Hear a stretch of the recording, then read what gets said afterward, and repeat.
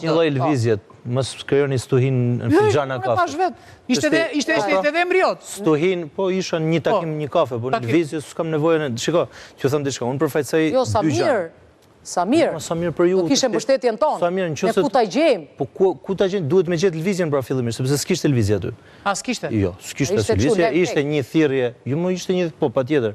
Lajmi ishte fake, lajmi e banin lëvizje atë dhe ju si gazetar duhet gjeni pse doli ai lajm i mirë organizuar dhe i kapilarizuar. Nëse është fake. Jo, është punë për ju.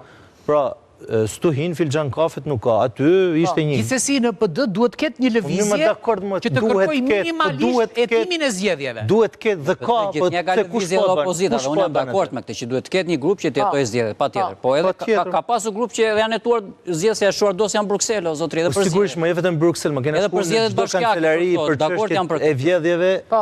Por logjika me që po e thjeshtëzon kaq shumë çështjen e demokracisë në Shqipëri, pra që kena një fitues që s'ka pse lviz për aty, logjikë shnosh deri këtu, dhe ky fituesi krijon kushte demokratike dhe ne që nuk dina me bë mirë, ose zoti Berisha, vazhdon arrin aty.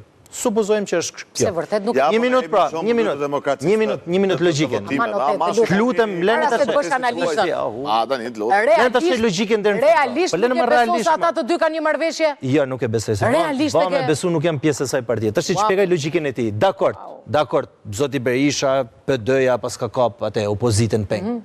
Po nuk pengon asnjë opozit tjetër me e bë shumë më mirë se ç'e bën zoti Berisha. Absolutisht ja. Kodi zgjedhor mund të pengojnë me marr numra deputetësh, por nuk pengon me marr vot numër në vlerë absolute. Llogaritja si bëhet më? Bëne si dëni ju bëne. Po si doni bëne ju. Kodi zgjedhor nuk pengon askënd me thënë, shiko, unë refuzoj zotin Berisha, zotin Rama dhe çoj voten me X mall.